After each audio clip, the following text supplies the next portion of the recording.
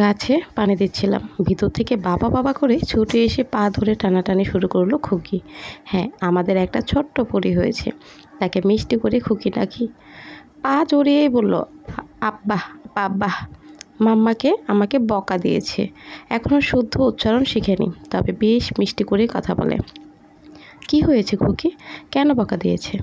আবার তোতলাতে তোতলাতে বলল, মাম্মাম আমাকে জোর করে খাওয়াচ্ছে, আমি খাবো না বলছি, তাই বকা দিচ্ছে।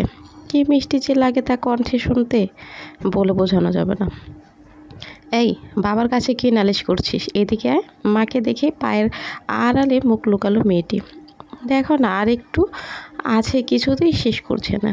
এই হলো আমার তন্নি। অনেক বিপদ আপদ পেরিয়ে তাকে পেয়েছি।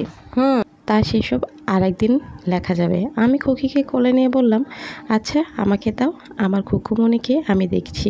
খাবারের প্লেটটা হাতে নিলাম, প্লেট ধরিয়ে তন্নি ভিতরে গেল। গজগজ করছে, শুনতে পাচ্ছি।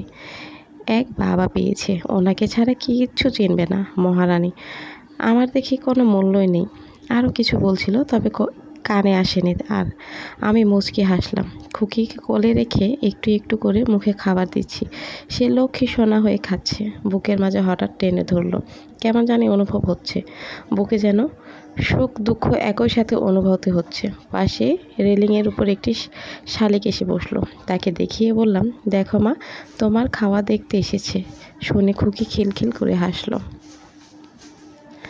রাতে খেয়ে খুকিকে ঘুম পাড়ানোর পর গিয়ে বিছানায় শুলাম। কাগজের লেখা ছাপা হয়েছে, সেটাই আরেকবার পড়ছিলাম।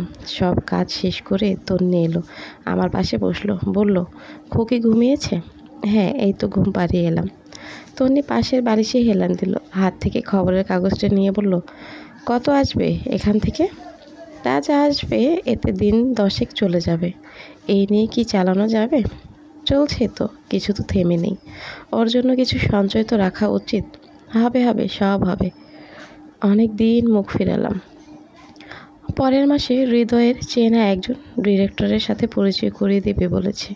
সেখান থেকে যদি একটা কিছু পেয়ে যাই, তবে জীবনের একটু স্বাচ্ছন্দ্য ফিরে আসবে। আসলে ফিরে আসবে কথাটা এখানে যাচ্ছে না, স্বাচ্ছন্দ্য কখনোই ছিল না। তা যাক সেসব, এখন আমি তন্নিকে দেখব। তাকে দেখলে মনের ভিতরে অসম্ভব এক প্রশান্তির ভরে ওঠে। তন্নিকে অনেক কষ্টেই আমি পেয়েছিলাম আমার এই বেকারত্ব জীবনে। তার বাবা এখনও আমাদের বিয়েটা তেমনভাবে মেনে নেয়নি। তাকে আমি অনেক ভালোবাসতাম, সেও আমাকে অনেক ভালোবাসে। সেই জন্য তো সকল ঝড় ঝাপটা পেরিয়ে সে আমার কাছে এসেছে। আমি তন্নিকে অনেক ভালোবাসি। আমার নেই কোনো টাকা পয়সা, নেই কোনো ঘর বাড়ি, নেই কোনো জায়গা সম্পদ, তবুও তন্নি আমাকে অনেক ভালোবাসে। আমিও তন্নিকে অনেক ভালোবাসি। আমাদের টোনাটনির সংসার খুব ভালোভাবেই চলে যাচ্ছে। সাথে তো একজন আছেই, আমাদের ছোট্ট মহারানী।